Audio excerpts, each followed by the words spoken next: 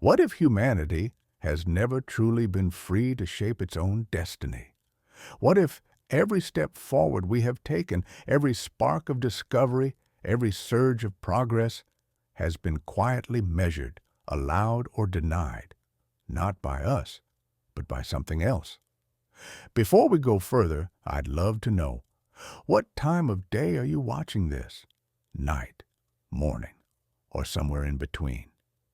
Your voices in the comments feel like signals across time, small echoes joining in a single space. And if you'd like to help this channel grow, to keep these quiet explorations alive for others, you can support simply by leaving a like or subscribing. It means more than you think, and it keeps the fire burning just a little longer. The thought itself strikes like a shadow falling across the path of history. We like to think of ourselves as the authors of progress, the architects of civilization, fire, writing, science, space travel. All these we present as proofs of our autonomy. But step back, and the pattern shifts. Progress has never been steady. It stutters, it pauses, it regresses. Entire ages of brilliance are followed by centuries of silence. Knowledge is born, then lost, then rediscovered as if for the first time. Why? The conflict deepens. Is this only human weakness, war, greed, fear? Or could it be something more? Could there be an unseen hand guiding or restraining us, shaping the limits of what we can achieve? Imagine a shepherd with a flock. The sheep may wander, graze, even fight among themselves, but the fence is always there, invisible until they reach it. Perhaps humanity lives inside a fence, one built not of wood or wire, but of silence and prevention. Consider the dark ages of Europe, when the collapse of Rome led to centuries of stagnation, or the lost knowledge of Alexandria, a library that might have leapt us forward 1,000 years, gone in fire. Or the sudden vanishing of cultures like the Maya, whose astronomical wisdom rivaled modern science, yet whose voices fell silent. Again and again, history rises, pauses, falls. Could it be coincidence alone? Or does the cycle itself reveal design?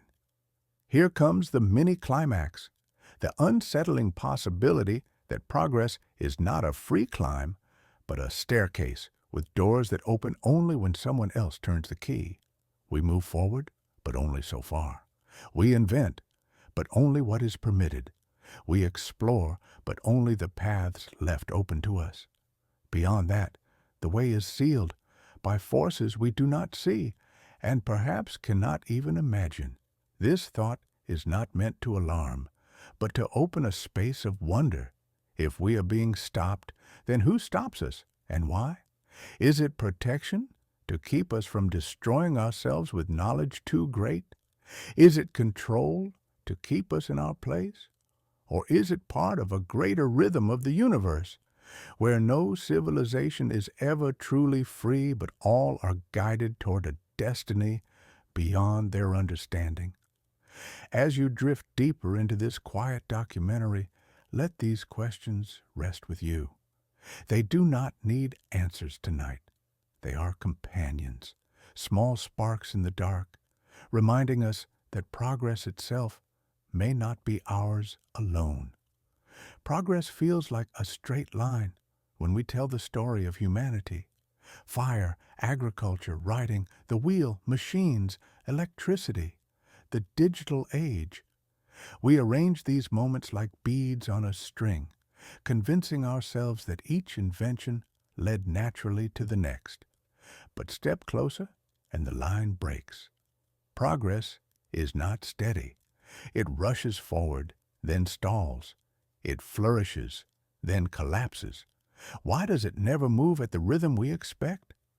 The hook is sharp. Imagine climbing a mountain where the trail vanishes every few steps, leaving you stranded until a new path suddenly appears. That is how progress unfolds. not as an unbroken ascent, but as bursts and pauses, light and shadow. If intelligence alone drove our growth, then why so many gaps? Why did thousands of years pass before fire became metallurgy, or before sailing ships became engines? Why did humanity, brilliant enough to paint the walls of caves with astonishing art, wait tens of millennia before building cities? Here lies the conflict. Some explain this unevenness as chance. Innovation, they argue, is fragile. A discovery can be lost if the one who holds it dies, if the knowledge is not written, if war scatters the minds who understood it. And this is true, but the pattern repeats too often, across too many cultures, to ignore. Periods of brilliant insight are followed by long silences, as if something holds the thread just out of reach. Think of the Greeks, who speculated about atoms 2,000 years before modern physics. Think of Antikythera's mechanism, a clockwork device so advanced it should not have existed in its age. And yet it vanished, no others like it, made for centuries. Think of China, where gunpowder and printing were born, but their potential spread slowly, delayed for reasons still debated. Why is genius so often contained, as if surrounded by invisible walls? And here comes the mini-climax, the disturbing possibility that progress is not only uneven because of us, but because it is allowed to be uneven. As if humanity can run for a while, but must then stop, as if someone or something closes the gate until it is time again. The rhythm of invention may not be entirely ours. The question is whether we are the players, or only pieces on a board moved by unseen hands. This thought unsettles, but also fascinates. For if progress is measured, not free, then perhaps there is a design we cannot see. Perhaps the pauses are not failures, but signals woven into history itself. And if so, what comes next may not depend only on us, but on whether the gate is opened once more. Again and again humanity reaches the edge of discovery, and then stops. We stand at the threshold of revolutions in knowledge, in science, and power, and for reasons we rarely understand, we hesitate.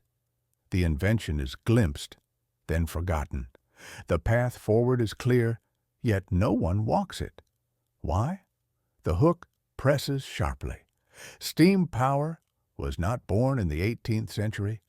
The Greeks, more than 2,000 years ago, built devices powered by steam. The Antikythera mechanism revealed precision gears far beyond its time. In ancient India, mathematics soared to heights that would not be matched again until Europe's Renaissance. And yet, each of these moments flickered and vanished. The breakthroughs were there, waiting, but the world did not take them. Here lies the conflict. We like to imagine that discovery is inevitable, that once an idea is glimpsed, it must eventually change the world.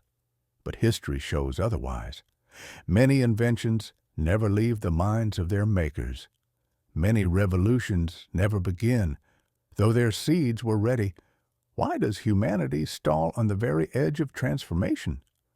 Some answers seem simple. Society may not be ready. Economies may resist change. Leaders may fear disruption. But deeper still lies a stranger possibility. Perhaps discovery itself is limited, allowed only when the moment is right. Perhaps thresholds are guarded, not by kings or priests, but by forces larger, unseen. Imagine standing before a locked door. Behind it lies the future, engines, medicine, stars. You have the key in your hand, yet when you try, the lock will not turn. The key breaks, the door vanishes, or you simply forget it is there. That is what human history looks like. Repeated approaches to the same locked doors, repeated failures to pass through them, until, centuries later, the door is opened as if for the first time. And here comes the mini-climax. What if these doors are locked on purpose?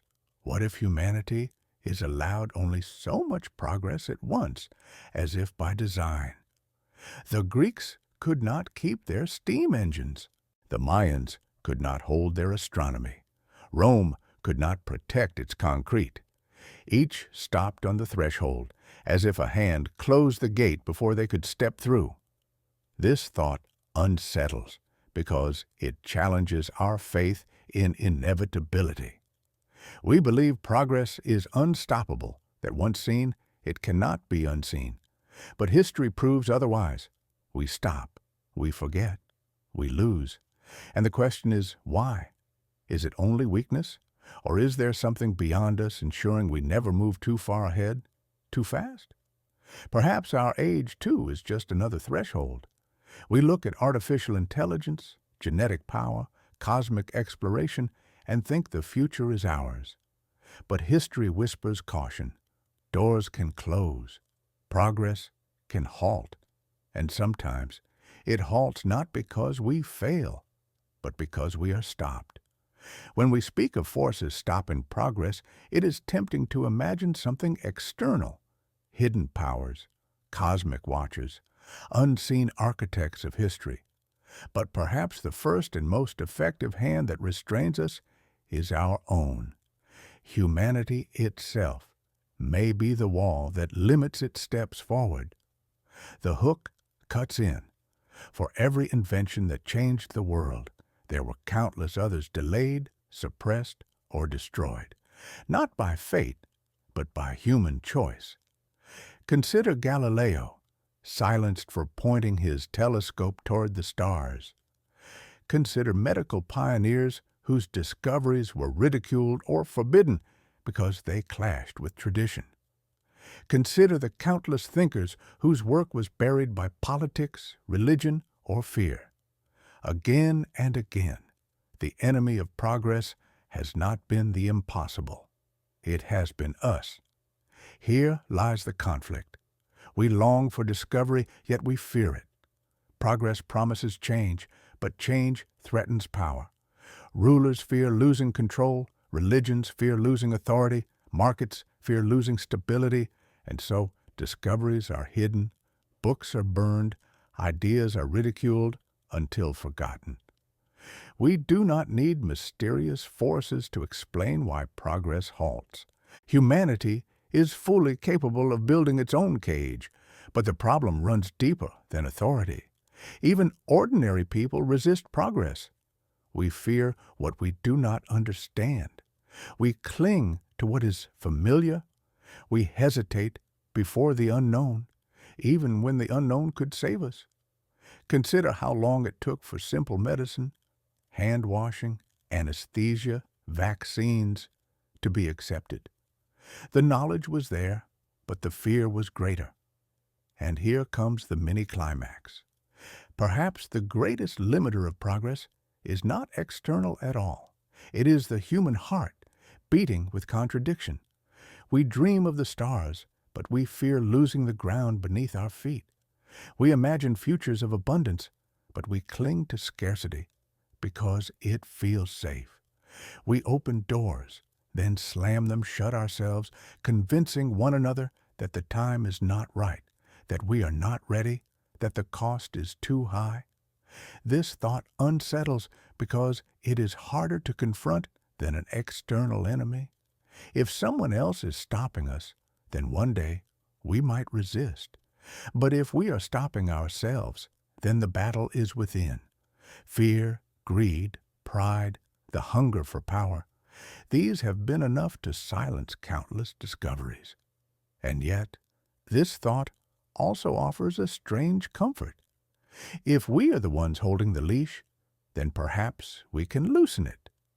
If humanity has the power to halt itself, then it also has the power to choose differently, to face fear, to open doors, to step into the unknown.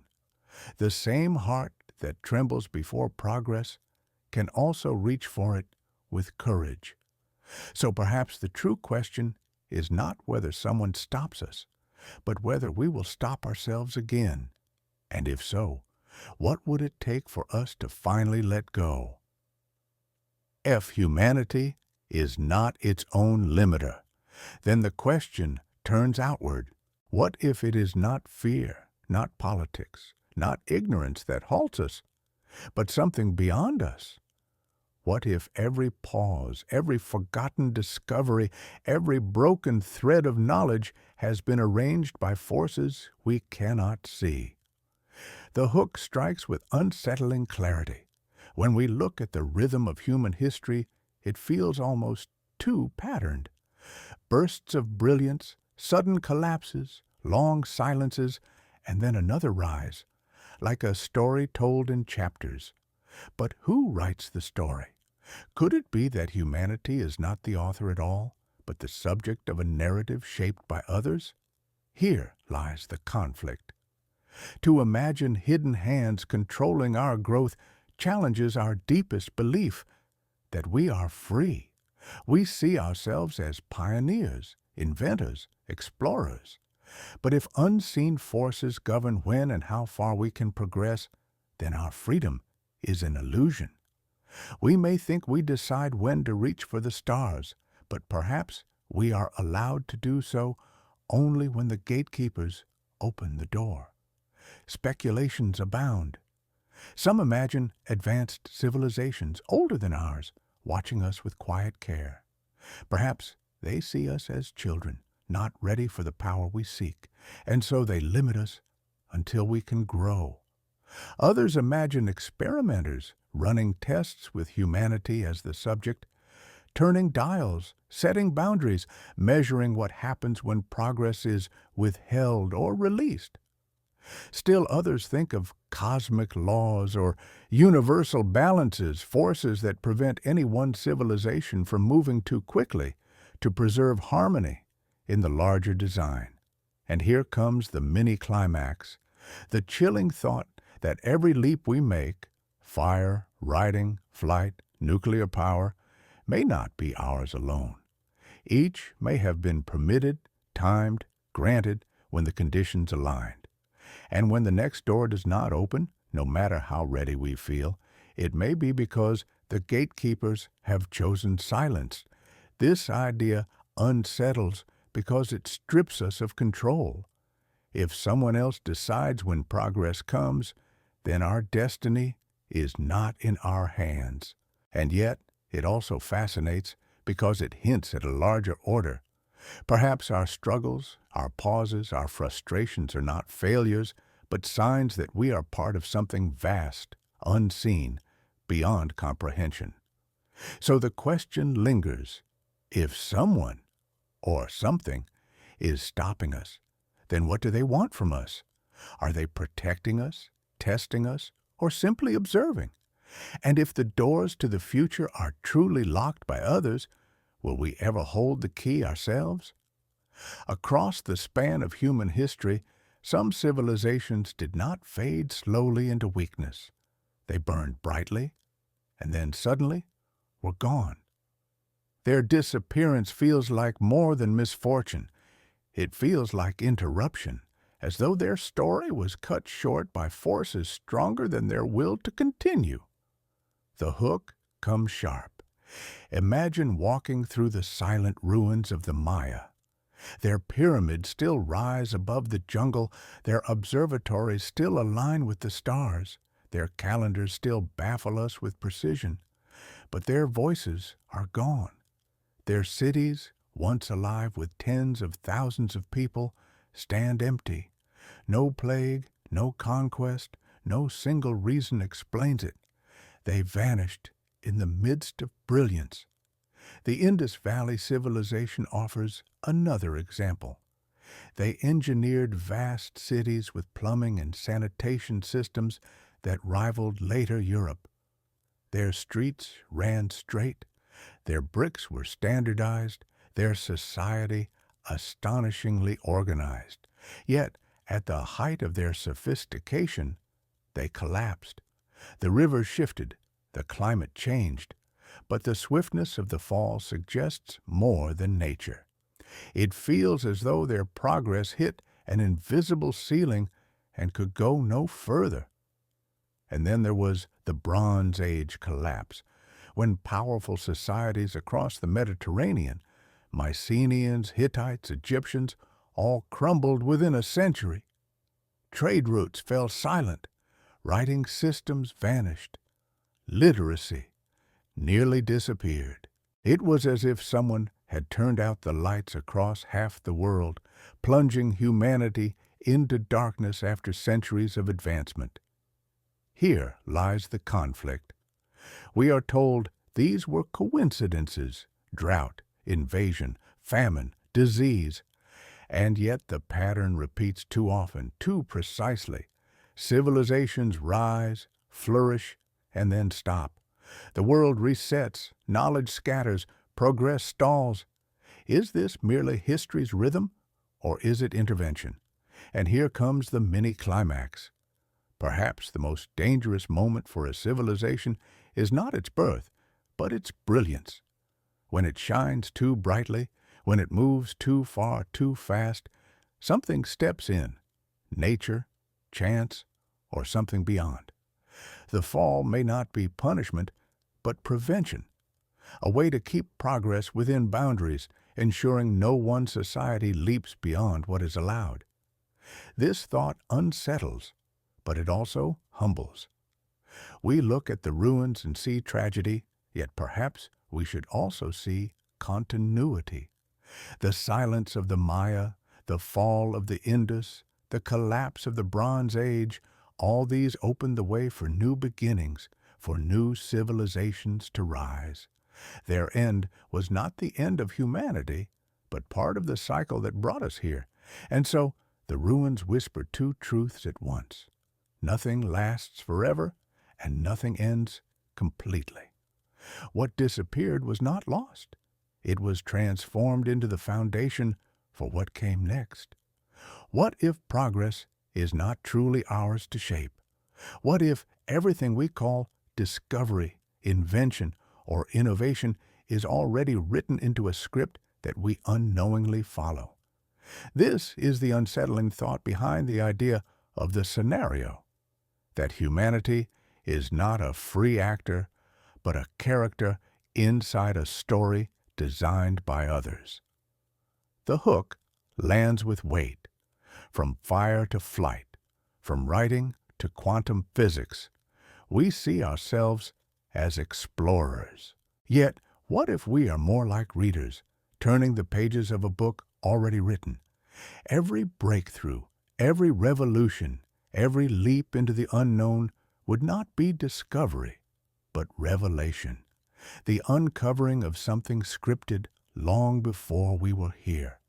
Here lies the conflict. If progress is scripted, then our freedom is an illusion. We think we invent electricity, but perhaps we were meant to at that time and no sooner. We think we stumble upon DNA, but perhaps it was the chapter assigned to our century. The fact that discoveries often appear in multiple places at once, Newton and Leibniz with calculus, Darwin and Wallace with evolution, Tesla and Edison with electricity, suggests the script turning its page no longer hidden from human eyes. Some see this as proof of a greater order. Perhaps the universe itself has laws that guide civilizations, ensuring that progress unfolds along a set path. Perhaps we are actors in a cosmic play, each step predetermined, each pause intentional. Others imagine authors, higher intelligences, advanced civilizations, or even entities beyond comprehension, writing the storyline of our growth, revealing knowledge only when the time is right. And here comes the mini-climax, the eerie possibility that nothing we achieve is truly ours, that the reason history pauses, that knowledge vanishes, that civilizations collapse is not randomness, but narrative design. When the chapter ends, the curtain falls. When the new chapter begins, we find ourselves discovering what was always meant to be revealed. This thought unsettles because it shrinks our role. We are not pioneers carving our path, but actors reciting lines we cannot change. Yet it also carries a strange peace. If progress is scripted, then perhaps we are exactly where we are meant to be. Our stumbles, our silences, even our collapses may not be failures, but parts of a story larger than we can see. And so we are left with an ambiguous comfort. Maybe we are only characters, but we are still part of the play. Even if the script is not ours to write, the stage is ours to walk, and the story is ours to live. The idea sounds like science fiction, yet it is discussed seriously by philosophers, scientists, and even technologists. What if our world is not the base reality, but a simulation? What if everything we see, earth, sky, history, even ourselves, is part of an experiment being run by something far beyond us? The hook strikes sharply. Think of how video games have grown in only a few decades, from simple pixels to vast open worlds with weather, ecosystems, and lifelike characters. If we can build such complexity in a short time, what might an intelligence millions of years ahead of us create? Entire universes simulated, entire civilizations tested, each believing itself real. If so, we may not be the first, nor the last, but only one experiment among countless others. Here lies the conflict. If we are inside a simulation, then progress is not ours at all. It is coded, measured, released in stages, just as a game designer unlocks new levels or abilities when the player reaches a certain point. Our discoveries, our pauses, even our collapses could be scripted events, ensuring the simulation unfolds in a particular way. The lost knowledge of ancient civilizations might not be accidents, but resets, deleted files, abandoned runs replaced with new attempts.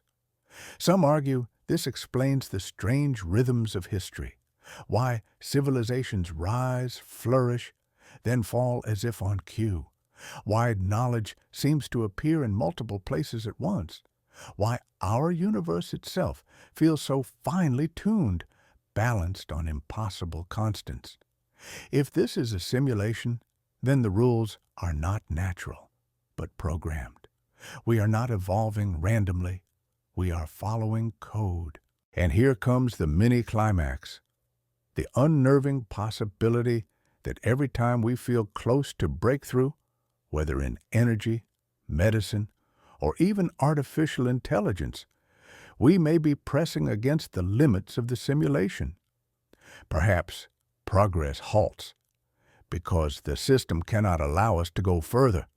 Perhaps the gatekeepers are not aliens or cosmic laws, but lines of code enforcing boundaries we can never cross. This thought unsettles because it strips away the last illusion of control. If we are in a simulation, then even our rebellion is part of the design. Yet it also opens a strange door of wonder. For even in a simulation, life is real to those who live it. Our struggles, our loves, our questions, they matter because we feel them. And if the experiment is meant to observe us, then everything we do has meaning because it is seen. So we are left with a quiet tension. If this is a simulation, are we trapped, or are we teaching something to those who watch?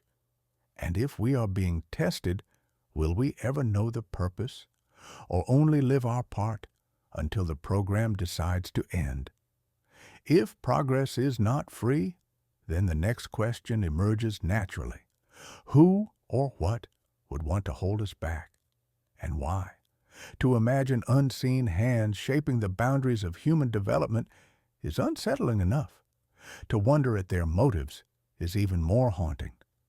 The hook cuts immediately. Power always has a reason. A shepherd restrains sheep for safety. A ruler censors ideas for control. A scientist contains an experiment for precision. If humanity is being stopped, then there must be a purpose, protection, domination, or something else entirely. Here lies the conflict. One vision sees guardians, advanced civilizations who know the dangers of unchecked knowledge. Perhaps they hold us back because they have seen others rise and destroy themselves. Nuclear fire, uncontrolled technology, self-made extinction. To prevent us from repeating those mistakes, they slow our pace, letting us grow only as fast as we can bear. Like parents hiding matches from a child, their restraint is meant to save us from ourselves.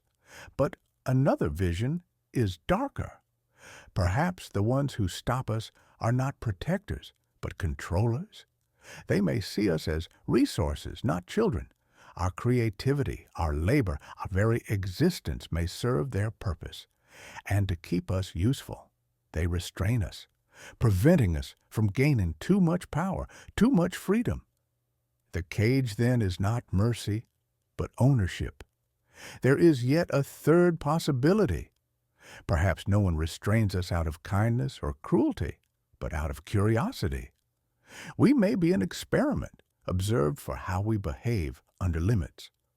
Like a scientist growing cultures in petri dishes, they may study us to learn not only what we achieve, but how we react when we are denied. In that sense, our pauses, our collapses, our frustrations may be data, not accidents. And here comes the mini-climax. The purpose behind our restraint may shape the meaning of our existence. If we are protected, then perhaps one day the limits will be lifted and we will step into a larger universe. If we are controlled, then perhaps we will never escape, bound forever to serve someone else's design. If we are an experiment, then perhaps our only destiny is to be observed until the study ends and the watchers move on. This thought unsettles because it shifts our role from creators of destiny to subjects of intention. We do not know whether we are guarded, owned, or studied, or whether the truth is something stranger still. Yet the very act of asking sharpens our awareness. If we feel the cage, then perhaps we are closer to understanding it. And so the question remains open, like a door half lit. Who benefits from our restraint? And if the answer is not us, then what would happen if, one day, we broke free? To be human is to believe in freedom. We rise each day with the sense that our choices are our own, that our discoveries are the fruit of our will, that progress is the proof of our independence. But what if that freedom is an illusion? What if the arc of our development has always been guided not by us, but by unseen restraints? The hook strikes. Control does not need chains. A bird in a cage may still fly, but only in circles. A fish in a bowl may swim freely, but never reach the ocean. In the same way, humanity may feel free to explore, to build, to invent. Yet all the while, our world may be shaped by boundaries we cannot see, keeping us from horizons that lie just beyond reach. Here lies the conflict. If we are not free in our development, then what are we? Prisoners, children, experiments. To imagine control is to strip away the very foundation of our identity. We tell ourselves that progress is ours, that it proves our worth, that it separates us from the animals. But if progress itself is given only when allowed, then we are not authors, but recipients, not masters of our path, but passengers carried along a road chosen by others. Some philosophers argue that this possibility does not erase meaning, but deepens it. For even within control, life is lived. A bird in a cage still sings. A fish in a bowl still feels the water. Humanity, even if restrained, still loves, creates, dreams. Freedom may be less about the boundaries we cannot see, and more about how we live within them. But there is a harder truth as well. Control can diminish the soul. To know that every step forward is permitted, not earned, can drain us of courage. If we are not free, then our struggles may be illusions, our triumphs pre-scripted. The very pride we take in progress may be misplaced. And yet, even if that is true, would it make our fire any less real to us? And here comes the mini-climax. Perhaps the essence of control is not in preventing us from moving, but in shaping how we move. We are not stopped completely, but guided, like a river channeled by banks. We flow, but we do not choose the valley. The freedom we cherish may be real, but only within a frame we did not build. This thought unsettles, but it also softens when seen another way.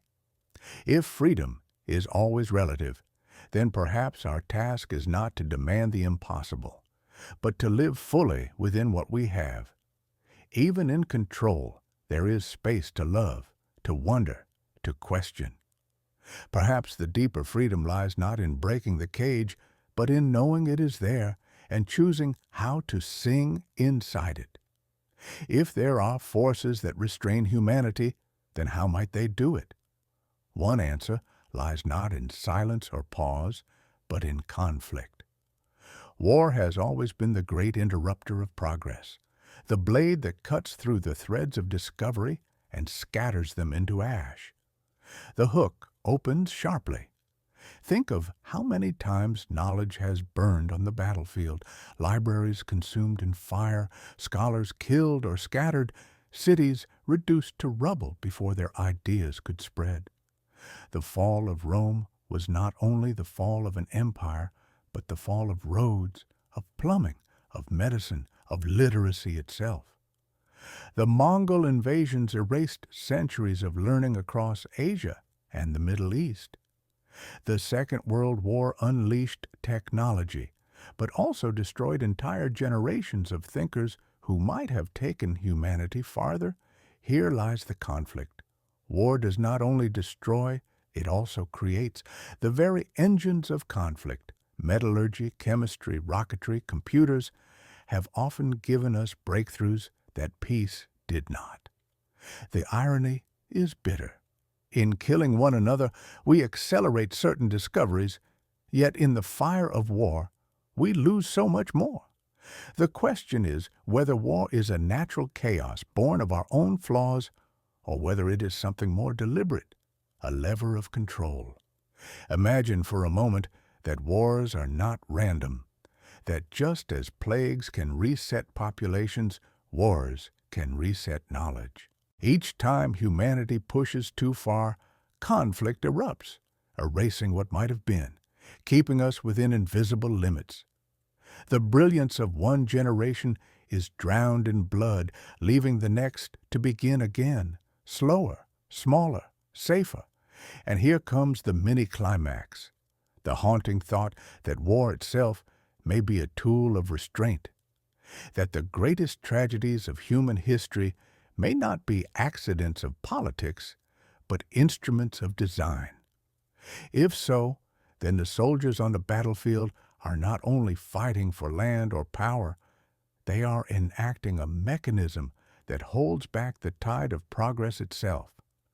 This idea unsettles because it strips war of even its fragile justifications. If conflict is not merely ours but something imposed or allowed, then every war becomes a reminder that progress can be stopped at will. And yet, it also forces us to look at the strange duality. War breaks us, but it also drives us. Perhaps the cage we live in is not a place of silence, but of endless conflict, keeping us running in circles, never escaping, never resting. So the question sharpens. If war is truly a limiter, then whose design does it serve? Ours, born of fear and pride, or something beyond us, ensuring that we never grow beyond what is allowed? If war has been one of history's great interrupters, then disease and catastrophe have been its silent companions. Time and again, just as civilizations reach upward, plagues sweep through cities, earthquakes shatter foundations, floods erase whole regions. Progress halts not with the clash of swords, but with the invisible weight of nature itself. The hook opens with force. The Black Death in the 14th century killed nearly half of Europe's population. It did not only end lives, it stalled economies, erased families of scholars, silenced entire generations of thought. The eruption of Mount Vesuvius buried Pompeii, freezing a city mid-step. Earthquakes shattered Athens. Fires consumed London. Floods drowned ancient villages now lying at the bottom of seas. How many ideas, how many inventions, how many voices vanished with them? Here lies the conflict. Are these disasters truly random, born of chance and geology? Or do they too act as limiters, mechanisms of restraint that arrive when civilizations grow too bold, too fast? When humanity climbs too high, perhaps nature strikes, not to end us, but to slow us down, to remind us of our fragility. Think of how plagues strike at moments of density. When cities grow large, when trade spreads wide, when connections multiply, disease follows. As if progress itself summons its own correction, balancing our ambition with mortality. Or think of climate shifts that collapse empires, like the droughts that ended the Mayan Golden Age, or the changes that dissolved the Akkadian Empire. Civilization thrives, then catastrophe strikes, forcing it to bend or break. And here comes the mini-climax, the chilling possibility that catastrophes are not obstacles to progress, but regulators of it. They are the reset buttons of the earth, ensuring that no civilization grows unchecked. War cuts us down from within, while disease and disaster strike from without, both serving the same end, to keep the arc of progress within invisible bounds. This thought unsettles, because it suggests that even the ground beneath our feet and the air we breathe can be instruments of restraint. We are not only vulnerable to the choices of rulers or the greed of empires, but to the deep pulse of the earth itself, a pulse that may not want us to move too fast. And yet, there is also humility in this view. If catastrophes are reminders of our limits, they also remind us of our resilience. Humanity has survived plague, flood, fire, and quake. Each time we are slowed, but not erased. Perhaps restraint is not meant to destroy us, but to shape us, to temper us, to teach us patience in the face of power far greater than our own. Still, the question lingers. Are these blows of nature random, or are they the hands of something unseen, shaping our pace so carefully that progress can never escape the leash? Not all restraints come from war, or plague, or catastrophe. Some of the most powerful barriers to progress are built inside the human mind. Our psychology, our fears, our refusal to step beyond the familiar. These may be the most effective limiters of all. The hook strikes with clarity. Every great discovery is met first not with celebration, but with suspicion. The earth around a sun? Blasphemy. Germs too small to see? Madness. Machines flying through the air? Impossible. Again and again, humanity meets progress with denial. We laugh, we mock, we resist. And sometimes the resistance is so strong that ideas die before they live. Here lies the conflict. Why do we fear what could save us? Why do we cling to what we know, even when it fails us? The answer lies deep in our nature. The unknown threatens stability. New knowledge demands change, and change is painful. Our minds evolved to protect us from uncertainty, to stay close to safety. to mistrust what is unfamiliar. That instinct kept our ancestors alive in a dangerous world. But in the realm of ideas, it builds invisible walls around our progress. Consider how long it took medicine to be accepted. Doctors once ridiculed the idea of hand washing, though it saved lives. Vaccines were feared, even outlawed. The telescope was attacked for showing truths people were not ready to see. The printing press, once celebrated, was also condemned for spreading dangerous thoughts. Each time, it was not an external force that stopped progress, but the weight of human fear. And here comes the mini-climax. Perhaps the greatest cage of all is not imposed from outside, but grown within. Even if no one stops us, even if no disaster strikes, we stop ourselves. Our own minds, shaped by millennia of survival, resist the very leaps that progress demands. We fear the future more than we desire it, and so we hesitate, delay, retreat. This thought unsettles because it means we may never escape our own limits. If fear is built into us, then progress will always stumble. Every new idea will fight not only against ignorance, but against the mind itself. And even if knowledge survives, it may do so only after generations of resistance. Yet there is also quiet comfort here. If fear slows us, it also protects us. Not every leap is safe. Not every invention is wisdom. To hesitate is sometimes to survive. If progress were unchecked, we might destroy ourselves long before we matured enough to handle its power. Fear may be the brake that keeps the vehicle from running off the cliff. So, we are left with a paradox. Fear is our greatest enemy and our greatest shield. It holds us back from wonders, but it also saves us from dangers we cannot yet see. And perhaps the true measure of progress is not how fast we move, but how often we find the courage to step past fear into the unknown. At some point, coincidence begins to look like design. We tell ourselves that pauses in progress are accidents, the result of war, disaster, or fear.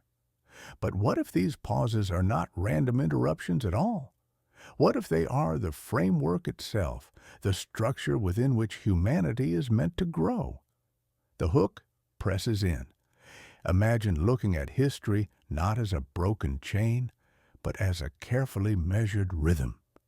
Civilizations rise, discover, flourish, and then, just when they are about to leap too far, they fall. Knowledge scatters. Centuries pass.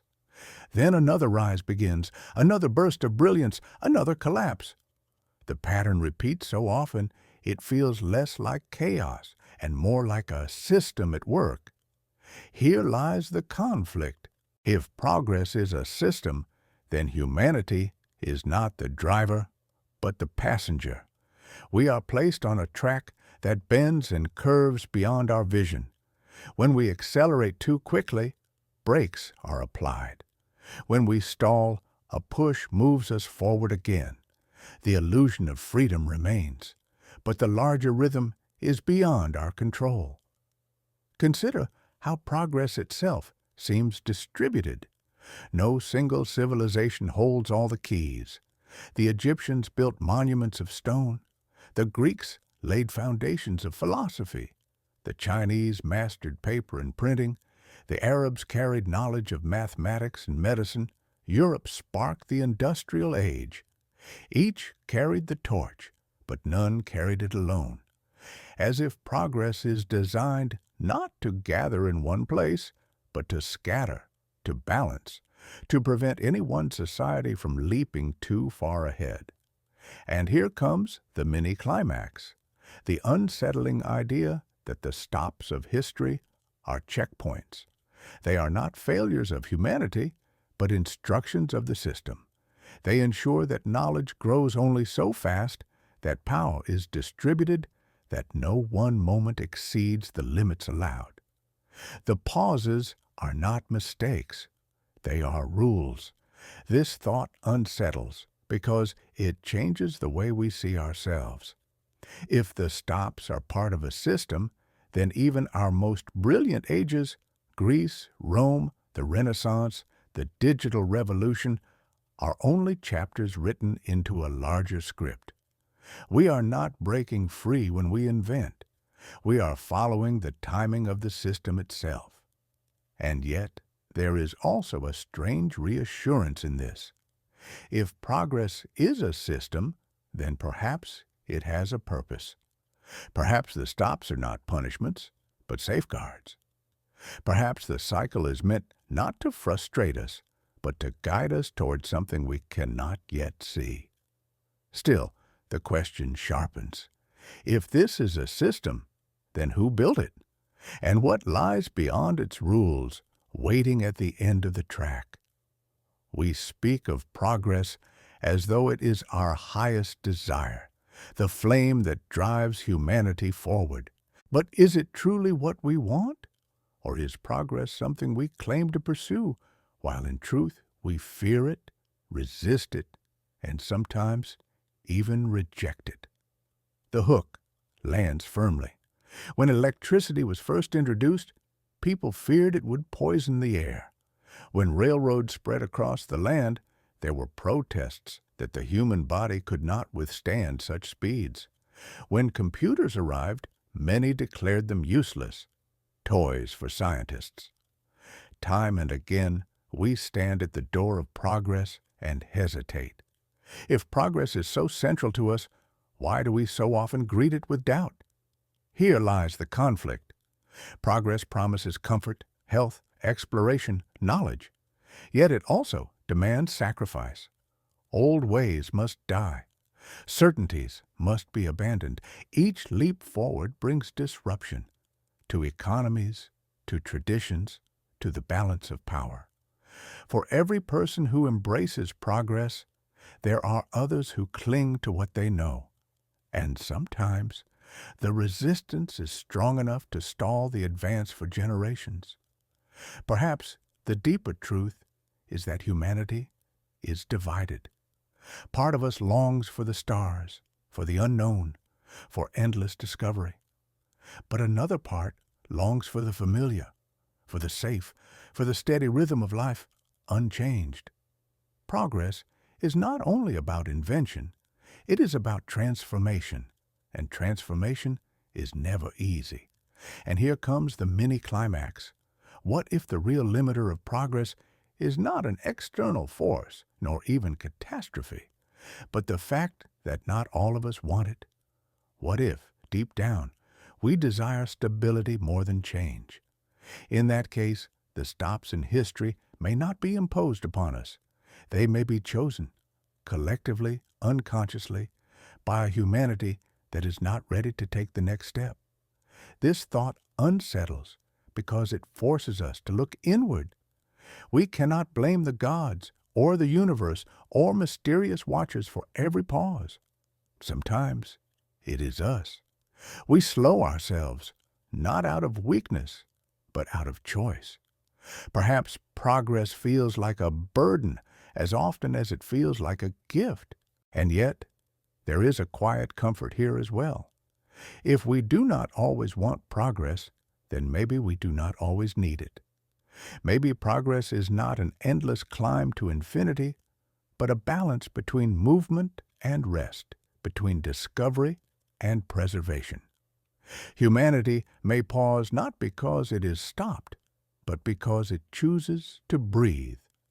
So the question lingers gently, do we truly want endless progress? Or do we sometimes need the silence between discoveries, the stillness that reminds us of who we are before we change again? We often see pauses in progress as setbacks, as failures, as dark ages where humanity lost its way. But what if those pauses were not mistakes? What if, instead, they were the very things that saved us from rushing too quickly into self-destruction? The hook lands with weight.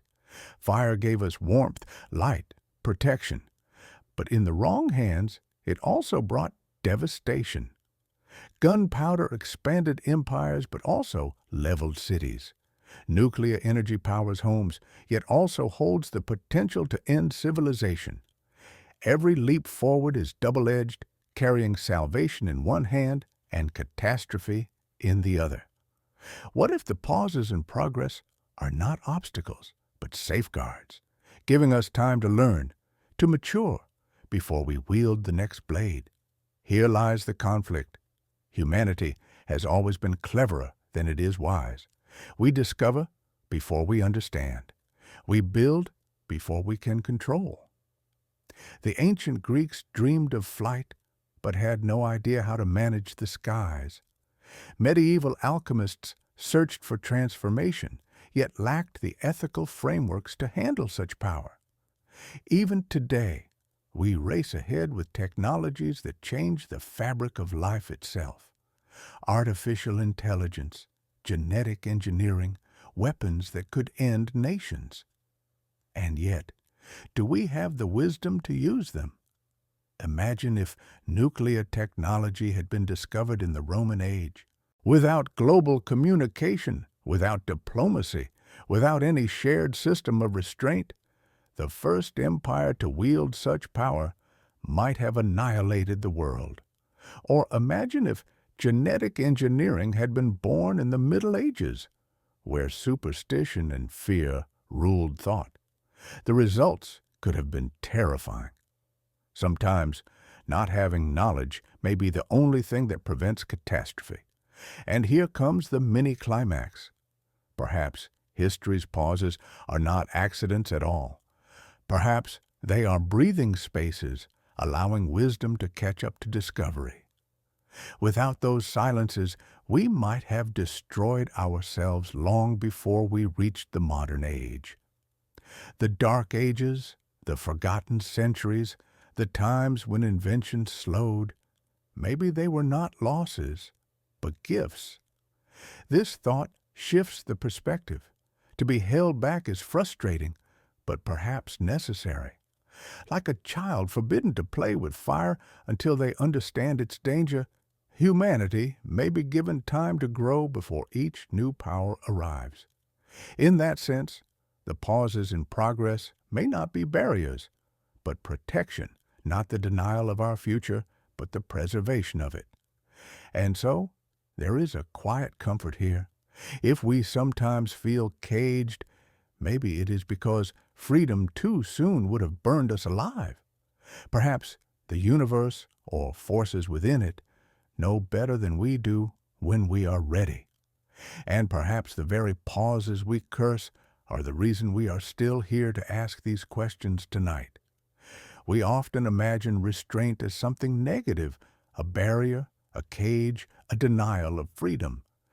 But what if being held back is not punishment? What if it is protection, a quiet hand keeping us from stepping too soon into dangers we cannot yet survive? The hook opens. A parent does not give a child the sharpest knife, no matter how much they beg for it. A teacher does not throw a student into the most advanced problems before the basics are understood. Limits are not cruelty in these moments. They are safety. Could it be that the limits of human progress serve the same purpose? Here lies the conflict. To accept this view is to accept humility. We do not like to see ourselves as children of the universe, still learning, still too fragile for the tools we crave. We prefer to see ourselves as masters of our fate, capable of anything. Yet history shows us again and again that our reach often exceeds our grasp.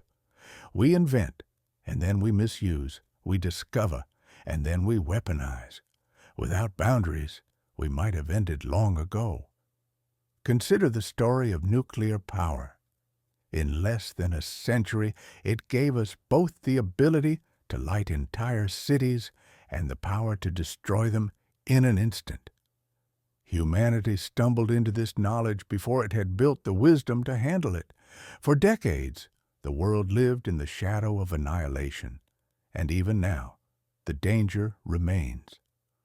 What if that door had opened earlier, when our sense of restraint was even weaker?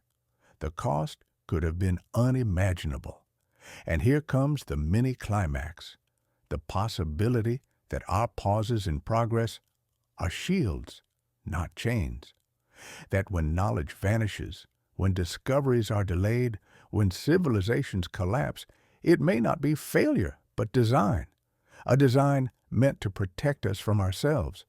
If so, then restraint is not our enemy. It is the reason we are still here, alive, capable of asking these questions. This idea unsettles because it challenges our pride.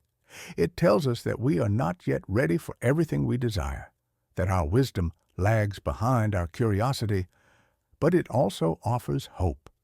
Protection means care. Limits mean there is a future beyond them, waiting for us when we are strong enough to step forward. So perhaps restraint is not a denial of our destiny, but a promise of it. The pauses are not endings, but preparations. They remind us that progress is not only about what we can build, but about what we can bear.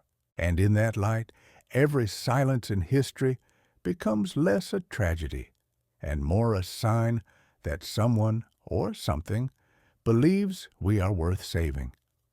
When we dream of progress, we often picture the stars. We imagine ourselves leaving Earth, spreading into the cosmos, building civilizations among distant suns. Yet perhaps the silence of space is not only distance, perhaps it is a boundary, a quiet wall we have not yet been allowed to cross. The hook lands with weight.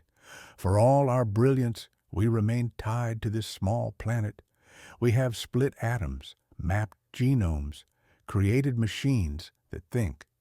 But beyond a few steps into orbit and the footprints on a single moon, the universe remains closed to us. Why? Why, in all our striving, does the vast expanse beyond still feel unreachable? Here lies the conflict. One explanation is simple. Technology takes time.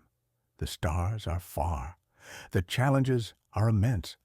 But another explanation whispers of something deeper, that perhaps there is a cosmic order we do not yet understand, one that holds civilizations back until they are ready. Just as ecosystems balance themselves, just as orbits are governed by gravity, perhaps progress too is bound by laws larger than we can see. Consider the Fermi paradox. If life is common, if intelligence is not unique, then why is the sky so silent? Where are the voices, the signals, the visitors? Some argue they are there, hidden. Others argue they never existed. But another possibility is this. Civilizations are held back, kept within their worlds until they reach a threshold. Beyond that, perhaps the universe opens, but not before. And here comes the mini-climax, the haunting idea that we are still too young to join the larger order. The silence of space may not be emptiness, but quarantine. We look outward and hear nothing because we are not ready to be part of that conversation. The gate to the stars may exist, but it will not open until we have proven something. Maturity, wisdom, restraint. This thought unsettles because it reframes our ambitions. We see ourselves as explorers denied a frontier. But perhaps the frontier is denied for our sake. To step into the cosmos without balance could bring disaster not only to us, but to others. The silence may be protection, not rejection, and yet this perspective also carries quiet wonder. If there is a cosmic order, then we are part of it. Our pauses, our limits, our waiting, they are not isolation, but preparation. The universe may already be alive with civilizations, watching, waiting, until we are ready to join. So when we look at the stars and wonder why they are silent, perhaps the answer is not that no one is there, Perhaps it is that the universe is waiting for us to grow. Perhaps the simplest way to understand our limits is through the metaphor of childhood. Humanity may see itself as grown, wise, powerful, but in the eyes of the universe, or of those who might watch us, we may still be children, learning slowly how to walk without falling. The hook lands softly but firmly. A parent does not hand a child the keys to a car, not because the child is unworthy, but because the time is not right. To give too much freedom too soon is not love, but neglect. In the same way, maybe the boundaries we feel, the pauses, the silences, the ceilings above our progress, are the universe's way of protecting us until we are ready to handle what lies beyond. Here lies the conflict. To accept this image is to accept humility. We must admit we are not as advanced as we believe, that our wisdom does not yet match our cleverness. We build weapons we cannot control, technologies we cannot regulate, systems we do not fully understand. We are brilliant children, but children nonetheless, still dangerous to ourselves. If we were let loose among the stars today, what would we bring with us? War, greed, division? Would we be any different from a child with a matchbox in a house full of kindling? And yet, the metaphor carries a promise. Children grow. With time, with patience, with guidance, they become capable of more. If we are restrained now, it may not be forever. The pauses of history may be less a cage than a nursery, a place to learn before we are allowed to roam. The fact that we sense the cage at all may mean that maturity is closer than we think. And here comes the mini-climax. What if every age of collapse, every silence, every restraint has been part of this guardianship? Not punishment, not cruelty, but teaching. Each failure shows us the cost of arrogance. Each pause forces us to reflect.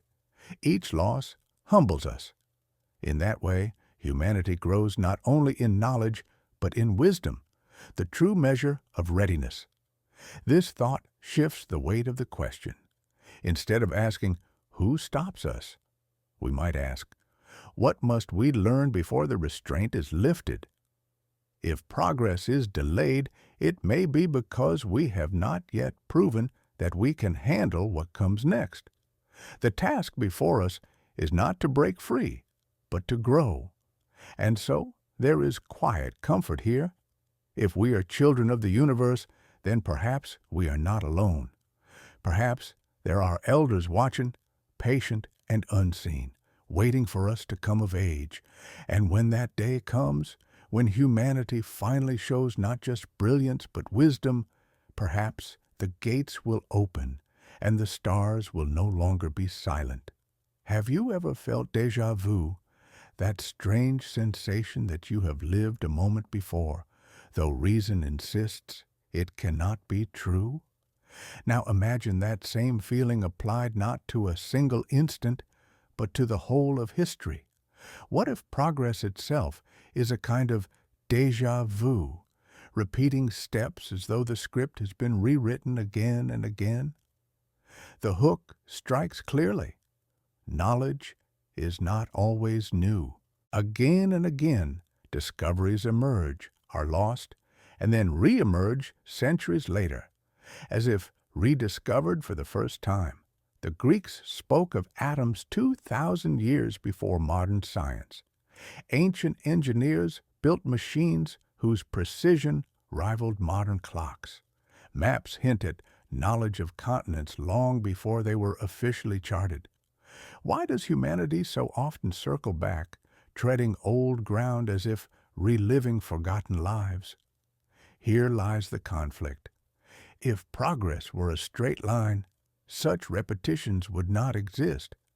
But the fact that they do suggests something stranger. Either knowledge is more fragile than we admit, doomed to be forgotten until someone stumbles on it again, or we are caught in a cycle, a pattern that forces us to repeat our steps as though the story is being reset. Imagine civilizations rising like actors stepping on stage, each reciting the same lines with slight variations. They invent writing, then lose it. They build cities, then abandon them. They discover the stars, then forget their meaning. Each time, the play begins anew, with different costumes, different settings, but the same script.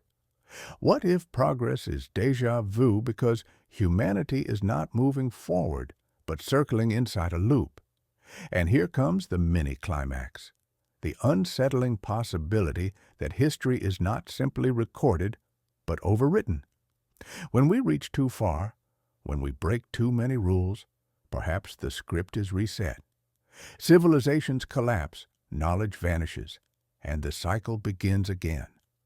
The déjà vu of progress may not be illusion. It may be memory, bleeding through from previous attempts. This thought is haunting because it places us inside a cycle we cannot see. If we feel déjà vu in our personal lives, perhaps it is only an echo of the greater déjà vu of civilization itself. We sense what has come before, not because we lived it, but because humanity has.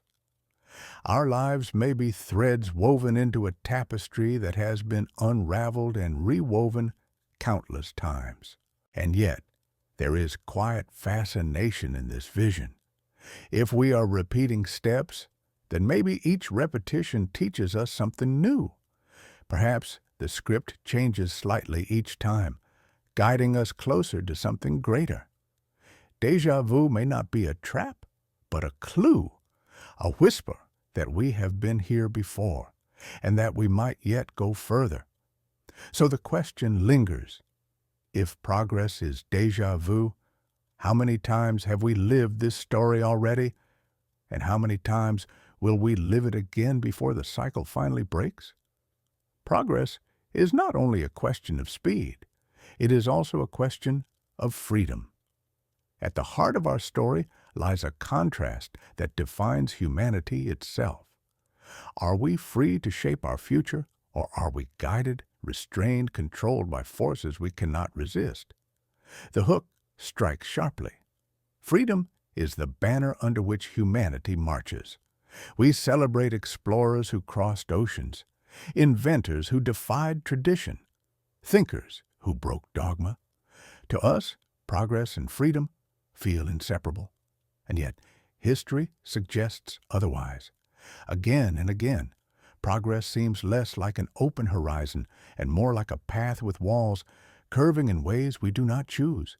If that is true, then perhaps freedom is not what we imagine. Here lies the conflict. Freedom is dangerous. It allows us to create wonders, but also horrors. To open the secrets of the atom and unleash nuclear fire. To explore artificial intelligence that could slip beyond our control. Too much freedom risks chaos. Too little risks stagnation. Control, on the other hand, promises stability.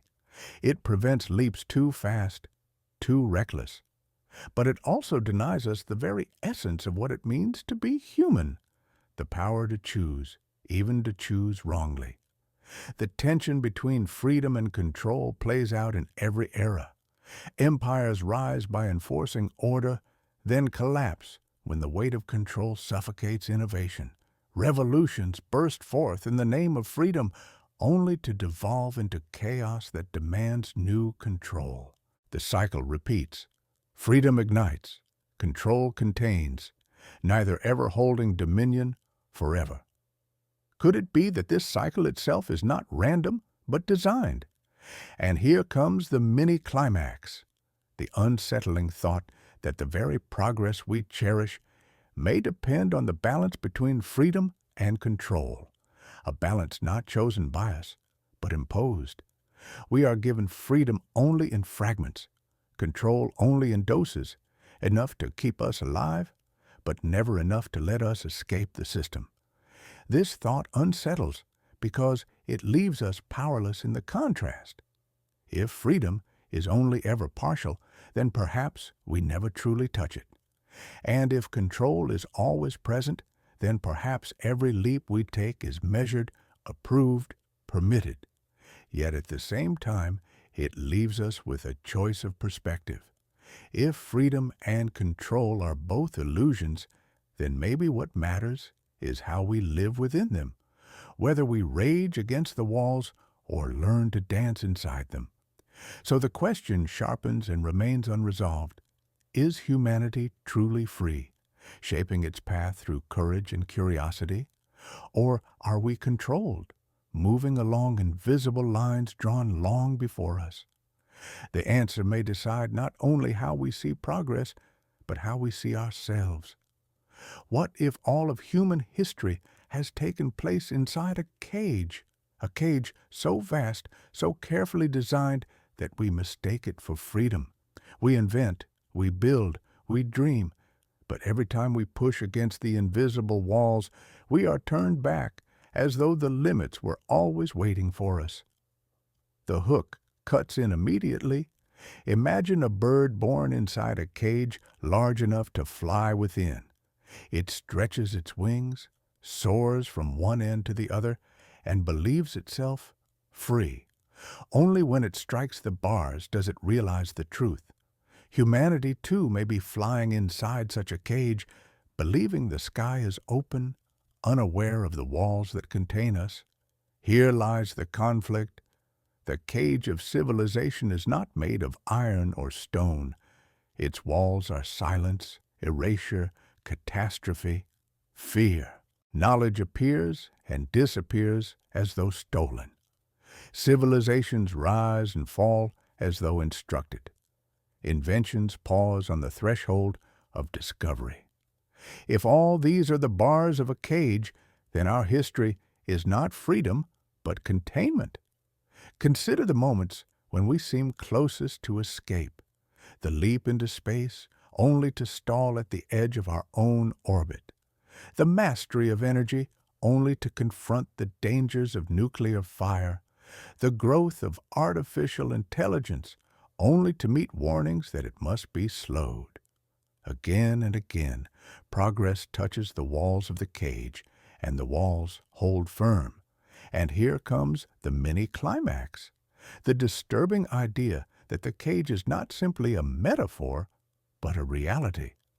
Perhaps the earth itself is the enclosure, a sanctuary designed to keep us from reaching further, or perhaps the cage is built of laws we cannot break, physical, psychological, cosmic. Either way, the bars are real, and our wings are smaller than we imagine. This thought unsettles deeply. If we are inside a cage, then who built it? Was it nature balancing the survival of species? Was it higher beings protecting themselves or protecting us? Or was it something even stranger, the universe itself, structuring reality so that no civilization can ever go beyond its limits? And yet, there is also a cruel irony in this vision. To know the cage exists is already to be closer to its edges. The bird that never sees the bars never questions its freedom. But once the bars are felt, once the illusion cracks, the mind cannot rest. Humanity now stands in that restless place, half aware of the cage, half dreaming of escape. So the question lingers like a shadow. Are the walls of our cage meant to protect us until we are ready, or to hold us forever where we are? If humanity lives inside a cage of limits, then the strongest evidence may lie not in what we have achieved, but in what we seem to have lost. Throughout history, there are hints, fragments, whispers, mysteries of technologies that should not have existed in their time. They appear suddenly, vanish just as suddenly, and leave us wondering whether they were accidents or whether they were never meant to remain. The hook strikes, the Antikythera mechanism, pulled from the depths of the sea, with gears so intricate it rivaled the clocks of the 18th century. Yet it was built 2,000 years earlier. Roman concrete, stronger and more enduring than much of what we pour today, vanished for centuries after the fall of the empire. In South America, stones cut with such precision they fit together without mortar, as if carved with tools we no longer possess. Were these moments of brilliance, or glimpses of something we were not allowed to keep? Here lies the conflict.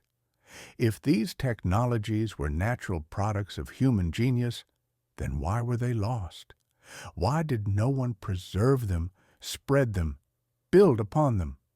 Knowledge once discovered should live on, but again and again it disappears as though erased. Perhaps it was chance, or perhaps it was correction, the cage reasserting itself, stripping away what arrived too soon. Some believe entire eras of technology may have risen and fallen unseen. Legends speak of lost continents, forgotten civilizations, powers beyond our own. Even without proof, the gaps in history leave room for wonder. Could it be that progress is not always permitted to advance? That certain doors are closed until the time is right? And here comes the mini-climax. The unsettling thought that every vanished technology was not lost by accident, but removed. The mechanism, the concrete, the tools, the knowledge, allowed for a moment, then taken back. Like toys given to a child too soon, they are withdrawn until the child is ready to use them wisely. This idea disturbs because it suggests humanity's brilliance may not be enough. Even when we reach forward, we may be pulled back. Yet it also fascinates because it reframes our mysteries not as failures, but as glimpses of a larger design. If the cage exists, then these lost technologies are the bars we brushed against, proof not of chaos, but of boundaries. And so the ruins and artifacts whisper, progress is not only about what is gained, but about what is withheld. And the true mystery is not how much we have discovered, but how much we have been made to forget. If humanity truly lives within a cage, then another question rises like a spark in the dark. What happens if we break free? What if one day we push beyond the invisible walls, unlock the sealed doors, and claim progress that was never meant to be ours? The hook strikes. Imagine the first bird that escapes the aviary, spreading its wings into a sky it has never known existed. The world would seem infinite, terrifying, filled with both wonder and danger. For us, breaking the cage of progress might feel the same. Sudden access to powers, knowledge, and possibilities we can hardly imagine. But what would the cost be? Here lies the conflict. Freedom sounds glorious. To seize every discovery, to leap into the stars, to master energy, life, even death itself. These are the dreams we carry. Yet the cage may exist for a reason. To escape it might not be triumph, but catastrophe. Knowledge without wisdom could end us. Power without restraint could devour the very civilization that reaches for it. The walls may not only hold us in, they may hold danger out. Consider nuclear fire. Even under restraint, it nearly ended us. Consider artificial intelligence, already racing ahead of our ability to control it. Consider the manipulation of life itself, genes rewritten, ecosystems altered. If these are only the edges of what lies beyond, then what waits deeper? To break free might grant us wonders, but also awaken forces we are unprepared to face. And here comes the mini-climax, the possibility that escaping the cage is the ultimate test. If we succeed, we may join whatever lies beyond, other civilizations, higher orders, perhaps the builders of the system itself. If we fail, we may be erased, another attempt ending in silence, another civilization that rose too far, too fast. The cage may be both prison and protection, and the moment of escape may be both liberation and judgment. This thought unsettles because it holds no clear promise. Freedom might be the beginning of our true story or the end of it, but it also inspires because it suggests the walls are not eternal. If they can be broken, then our fate is not only to be restrained. There may come a moment when humanity proves itself strong enough, wise enough, united enough to step beyond, and so the vision splits, one path of glory, one of ruin. To break free may mean to soar higher than ever before, or to fall farther than we can survive. The cage is safety, but beyond it lies the unknown, waiting for us with open skies and hidden storms. If breaking free from restraint is possible, then the next question is unavoidable.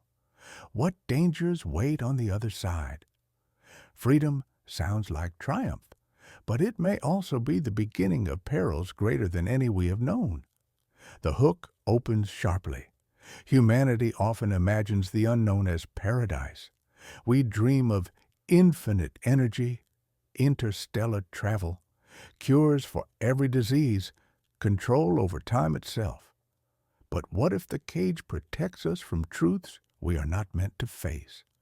What if beyond its walls lies not paradise, but abyss? Here lies the conflict. To step outside the cage could mean stepping into a universe already populated by beings far older, far more powerful than us. If restraint has kept us hidden, then breaking free might draw their gaze, not with welcome, but with hostility.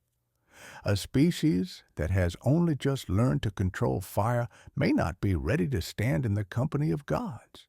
Or perhaps the danger is not others, but ourselves. Freed from limits, we might rush to master powers that unravel the very fabric of reality.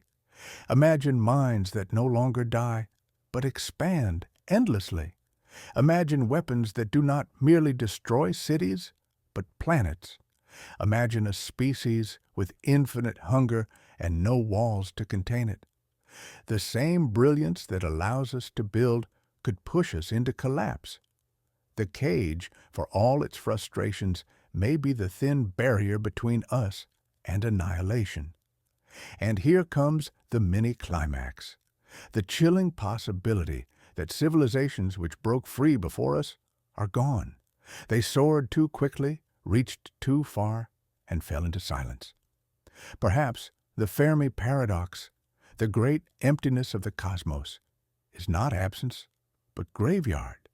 Each civilization that escaped its cage found only its end, leaving behind no trace. If so, then the silence of the stars is not mystery, but warning. This idea unsettles deeply because it frames restraint not as oppression, but as mercy. The danger of progress unchecked may be so great that survival requires limitation. To be held back is to live. To escape too soon is to die. The walls are not only boundaries, they may be lifelines. And yet, there is also wonder in this thought. Danger does not erase the dream of freedom, it sharpens it. Knowing the risks makes the possibility more profound. Perhaps the test of humanity is not to avoid danger forever, but to meet it with wisdom, to face the abyss without falling. So we are left with the haunting question: if one day the cage opens, will we step carefully into the unknown, or will we run headlong into dangers that end us before we ever begin? If the walls of restraint truly exist, then humanity has already begun pressing against them. Every age, every generation carries within it the same restless urge to escape the boundaries of the cage, to find what lies beyond. And even if the walls hold firm, our hands continue to search for cracks. The hook opens.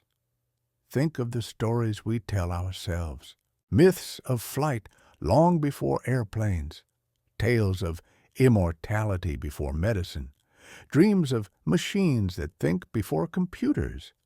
Again and again, imagination leaps past reality, as if the mind knows what the body has not yet achieved. Perhaps this is our way of reaching through the bars, with thought before action can follow. Here lies the conflict. Our attempts to break free are noble yet fragile. We build rockets and reach the edge of space, but cannot yet stay there. We split the atom, but fear the fire it brings. We map the code of life itself, but tremble at the power to rewrite it. Each breakthrough feels like both triumph and warning. We sense the cage, and at the same time, we sense why it is there. Yet progress continues. Artificial intelligence now solves problems that once consumed entire lifetimes. Genetic engineering whispers of healing once thought impossible. Space telescopes peer deeper into the cosmos than human eyes ever have. Each step feels like a finger pressed against the wall, testing its strength. And sometimes, just sometimes, it feels as though the wall bends. And here comes the mini-climax, the exhilarating possibility that we are closer than ever before, that the cage may be opening, slowly, cautiously, as if testing us in return. Perhaps the gatekeepers, whether they are cosmic laws, higher beings, or the universe itself, are watching closely. Each discovery is a question. Are we ready yet? And each pause is an answer. Not yet. But now, perhaps, the answers are beginning to change. This thought unsettles because it suggests our age is different. For centuries, progress was slow, fragile, easily broken. Now it races with a speed never seen before, doubling, redoubling, spilling across every corner of life. If restraint still exists, it may be straining. The cage may be trembling. What comes next could be the moment we either break free or collapse under the weight of what we unleash. And yet, there is a quiet hope here. To press against the walls is not only defiance, but growth. Even if they do not yield, each attempt makes us stronger, wiser, more aware. And one day, perhaps, the universe will decide we are ready. Until then, we continue to search for cracks in the silence, listening for the faintest echo of what waits beyond. What if the cage is not real at all? What if the walls we feel pressing against us are not the work of higher beings or cosmic systems, but illusions of our own making? Perhaps progress has never been stopped from outside. Perhaps we have been stopping ourselves. The hook strikes. Humanity has always feared its own imagination. We tell ourselves there are limits, impossibilities, boundaries that cannot be crossed. Once, we thought no ship could cross the ocean without falling off the edge. Once, we thought the sky was unreachable. Once, we thought machines could never think, that diseases were curses, that the stars were fixed and eternal. Again and again, the walls we believed in crumbled when touched. Were they real? Or were they shadows we created to calm our fears? Here lies the conflict. If the cage is imaginary, then our greatest enemy is not control, but belief. Every time we say, "It cannot be done," we build the bars higher. Every time we dismiss the dreamers, we strengthen the locks. Perhaps the long pauses in history were not imposed, but chosen. Civilizations collapsed not because they were forced, but because they stopped believing in their own future. And yet, this explanation is both comforting and unsettling. Comforting because it places power back in our hands. If the cage is illusion, then we are free already. We need only to act, to dare, to move beyond fear. But unsettling, because it means every failure, every pause, every loss of knowledge is ours alone. We cannot blame unseen forces if we are the ones who close the door. And here comes the mini-climax, the haunting possibility that the universe has never limited us at all, that the silence of the stars is not a barrier, but an invitation we have been too timid to answer, that the knowledge we think was lost was simply abandoned, left behind because we lacked the courage to carry it forward. If so, then the walls around us are not real. They are excuses, born of fear, waiting to be dissolved. This thought unsettles because it strips away mystery. There are no guardians, no systems, no cosmic restraints, only us, with all our hesitation, division, and doubt. The cage is human, not divine. And if that is true, then every pause in progress is a mirror, reflecting our own refusal to step forward. And yet, there is also liberation in this vision. If the walls are only illusions, then they can vanish the moment we choose to see through them. Humanity may not need permission from the universe. Perhaps we need only permission from ourselves. So the question softens into something deceptively simple. Are we truly restrained, or have we been holding the keys all along? When we speak of progress, we imagine gain, new tools, new horizons, new powers. But every step forward carries a cost. The more we move into the future, the more we leave behind. And sometimes, what is lost weighs heavier than what is gained. The hook presses in. The hunter-gatherers lost the freedom of open landscapes when agriculture tied them to fields. The first cities gave humanity protection, but also disease, poverty, and inequality.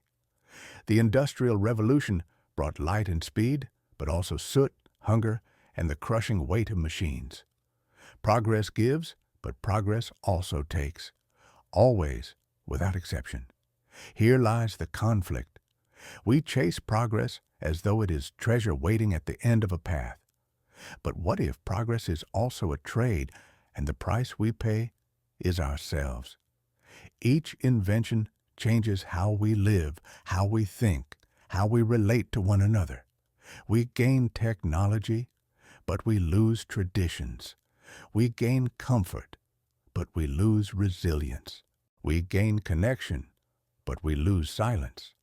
If progress is restraint, perhaps it is because the cost of rushing forward would be unbearable. Consider the digital age. We can speak across oceans, summon knowledge in an instant, create worlds of information. Yet, in the same breath, we surrender privacy, attention, patience. The rhythms of nature fade beneath the hum of machines. What we gain is dazzling, but what we lose is human in its own way. The slowness of life, the intimacy of face-to-face presence, the quiet of a night without screens. And here comes the mini-climax, the realization that every pause in progress may not be denial, but mercy. The restraint could be giving us time not only to prepare for what we will gain, but to mourn what we will lose. If progress were unbroken, if every invention came at once, we might be overwhelmed, unable to bear the scale of the exchange. Restraint may soften the price, allowing us to adapt slowly, instead of shattering under the weight of change.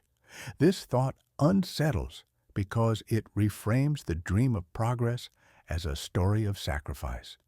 We are not only builders, we are also mourners. Each age leaves graves behind, not only of people, but of ways of life. To walk into the future is to bury the past again and again. The restraint we feel may be the universe asking, "Are you ready to let go of what must be lost?" And yet, there is also a quiet dignity here. Progress is not only about conquest, it is also about acceptance. We do not carry everything with us. We cannot. To move forward is to choose what remains and to honor what is left behind. So perhaps the question is not only whether we are stopped, but whether we are willing to pay the price. Because progress, in the end, is never free. Progress is not only about what we discover, it is also about what we forget. The story of humanity is written not just in inventions and revolutions, but in silences, in gaps, in knowledge lost to time. What we remember pushes us forward. What we forget shapes the path in ways we rarely see. The Hooklands. Think of the Library of Alexandria, consumed by fire, its scrolls reduced to ash. Entire lifetimes of thought vanished in a single blaze. Think of oral traditions, carried for centuries, then lost when voices fell silent. Think of ancient tools, techniques, medicines buried beneath the dust of collapsed empires. These were not small details. They were roads that could have led us elsewhere, roads we may never walk again. Here lies the conflict. Memory gives us power, but forgetting resets the game. It is as though humanity is forced to start over, each time a little different, each time a little wiser, but never able to hold everything it has learned. Is this failure, or is it design? Perhaps forgetting is as essential as remembering. Some philosophers argue that forgetting is a form of restraint. If knowledge accumulates without pause, it overwhelms. Civilizations collapse not because they lack brilliance, but because they drown in it, unable to manage its weight. Forgetting clears the slate, allows rebirth, creates silence where something new can grow. In this sense, the loss of knowledge may not be tragedy, but preparation. And here comes the mini-climax, the unsettling idea that forgotten knowledge is not gone, but hidden, buried not only in ruins, but in memory itself. Déjà vu, myths, dreams. Perhaps these are echoes of what we once knew, resurfacing in fragments. Maybe our imagination is not invention, but remembrance. The future we dream of could be the past we have forgotten. This thought disturbs because it blurs the line between progress and repetition. Are we moving forward, or are we circling endlessly, remembering and forgetting the same truths?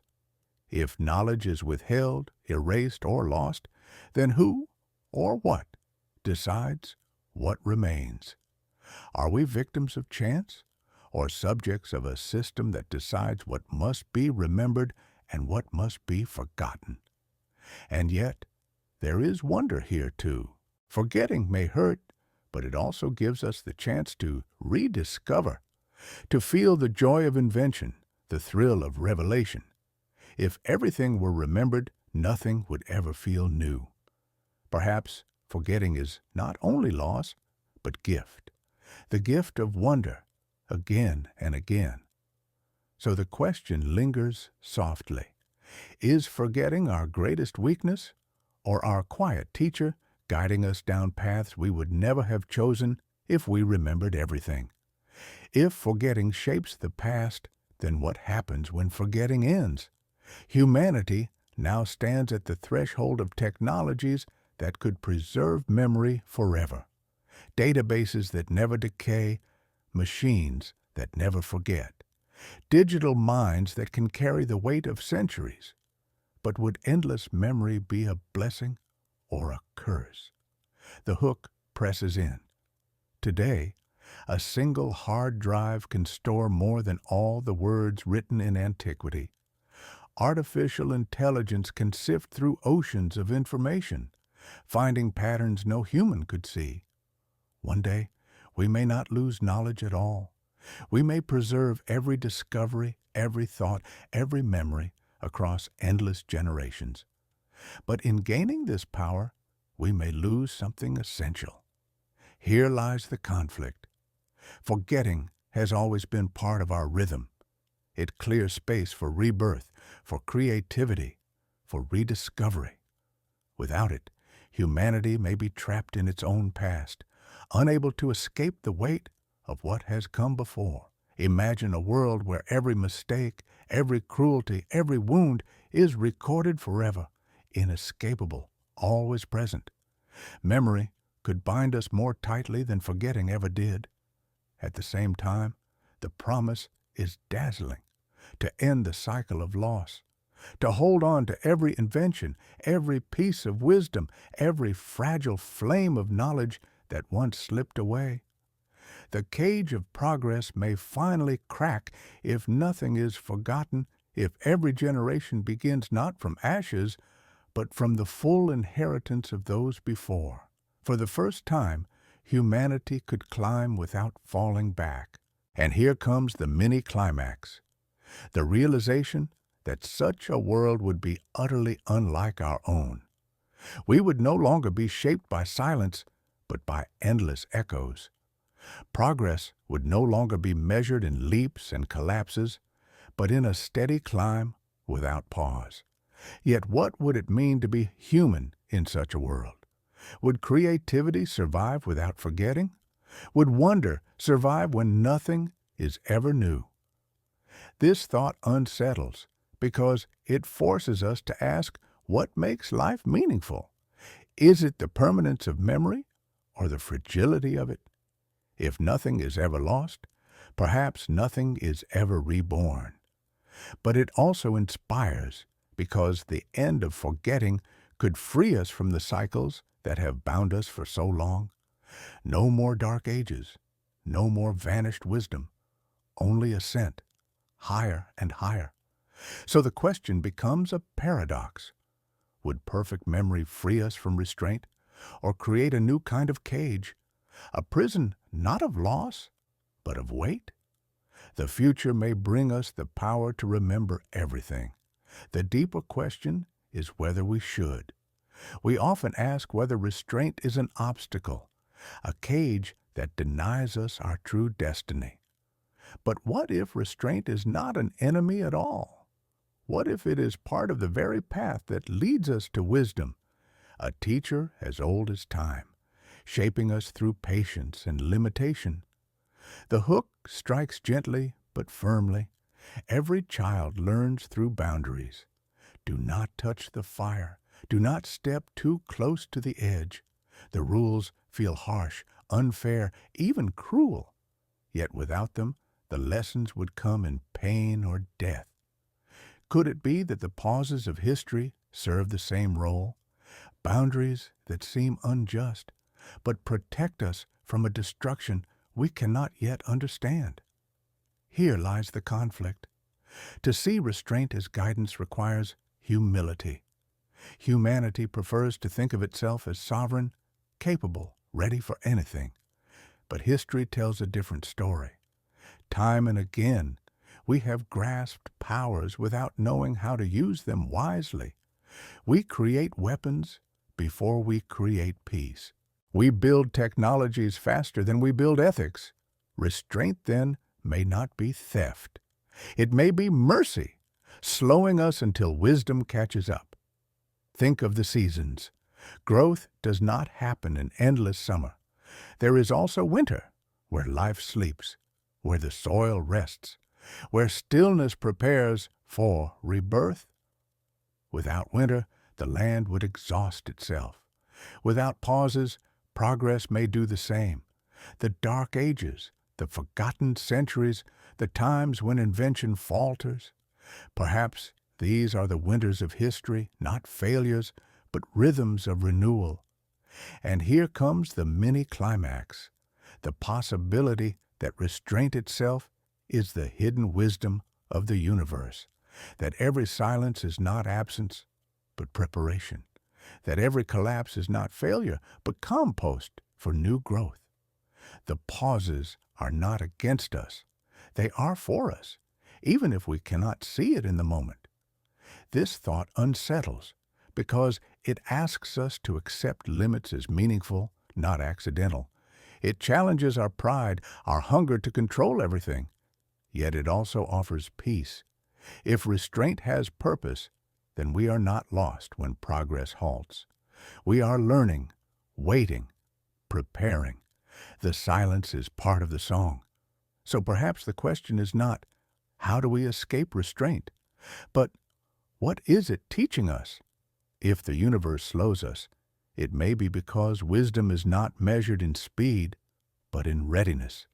And maybe, one day, when patience and knowledge walk hand in hand, the walls will open, not as barriers broken, but as doors finally unlocked. We speak of progress as though it were the highest truth, the ultimate purpose of humanity. Faster, further, higher, the endless climb into tomorrow. But what if progress is only an illusion, a story we tell ourselves to give shape to time? What if the true purpose of our journey is not to move outward, but inward, not to master the universe, but to understand ourselves? The hook strikes with quiet force. Machines grow faster. Empires rise higher. Discoveries change the world. Yet what of the human heart? Despite all the centuries, all the inventions, we still struggle with the same questions. Who are we? Why are we here? What does it mean to live, to love, to die? For all our progress, these questions remain untouched, waiting like ancient stones that no machine can move. Here lies the conflict. If progress is only an illusion, then what have we been striving for? The countless hours of labor, the wars fought in the name of advancement, the sacrifices made for inventions that promise freedom but bring new chains. Was it all a distraction? Perhaps the cage is not around us, but inside us, a mind that chases endlessly forward, afraid to stand still and look inward. Philosophers have long whispered this suspicion.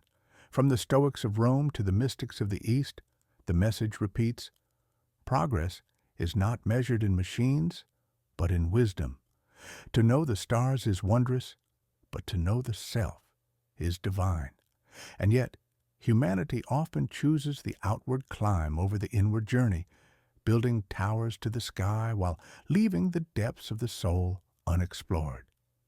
And here comes the mini-climax, the possibility that all the pauses in history are not restraints, but reminders. Each collapse, each silence, each lost age whispers the same truth. Outward progress cannot save us if inward progress is neglected. Civilizations fall not because they lacked tools, but because they lacked balance, compassion, understanding of themselves. If the universe stops us, perhaps it is because we keep running past the lesson we were meant to learn. This thought unsettles because it questions everything we call achievement.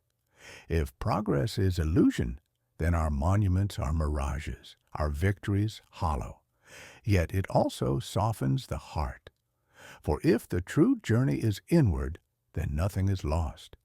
Every silence, every pause, every setback becomes an invitation to look within, to seek not what we can build, but what we can become. So the question turns gently back upon us. Is progress the road to meaning or the distraction from it? And if the cage exists, perhaps it is not to stop us from moving outward, but to remind us that the first step we must take is into ourselves. If restraint is real, if progress is shaped, if our journey has been guided by hands seen or unseen, then what does it mean for us here now? Perhaps the answer is simpler than we imagine. Perhaps the meaning of progress was never about reaching faster or further, but about learning how to walk slowly with awareness. The hook softens. When we look back at the long arc of history, we see not only inventions, empires, or collapses. We see people, ordinary lives lived in love and struggle, in silence and wonder. For all the grand talk of restraint and progress, perhaps the essence of our story is found not in the leaps, but in the pauses, in the spaces between, where we are forced to simply be. Here lies the conflict. Humanity has always wanted more knowledge, more power, more control. Yet every pause reminds us that there is also beauty in limits. The night sky is wondrous not because we own the stars, but because we can only look at them. Fire is sacred not because we command it perfectly, but because we remember its danger. Even restraint, even silence, carries its own kind of grace. And here comes the mini-climax, the realization that progress may not be the destination at all. It may only be the journey, the rhythm of gain and loss, of remembering and forgetting, of reaching and pausing. The cage, the walls, the restraints, they may not be enemies, but companions. Without them, we might rush past the very meaning we are searching for. With them, we are given the chance to grow slowly, carefully, deeply. This thought, instead of unsettling, brings peace. If someone or something stops us, perhaps it is not to deny us, but to give us time. Time to learn kindness. Time to find wisdom. Time to discover that the greatest progress may not be conquering the universe, but understanding ourselves. And so, as this journey draws to a close, let the question rest quietly in your mind. Is restraint a cage or a gift? Perhaps it is both. Perhaps it is neither. Perhaps the truth is less about the walls around us and more about how we live within them, with wonder, with humility, with patience. Now, as you close your eyes, let the weight of these thoughts drift away like smoke. Let the rhythm of history become the rhythm of your breath. The world will turn, progress will pause and begin again, and somewhere beyond the silence, the future waits. Until then, may you find rest tonight, under the same stars that have watched every age of humanity. May your dreams be gentle, and may your sleep carry you into the quiet wisdom that progress, even restrained, cannot take away.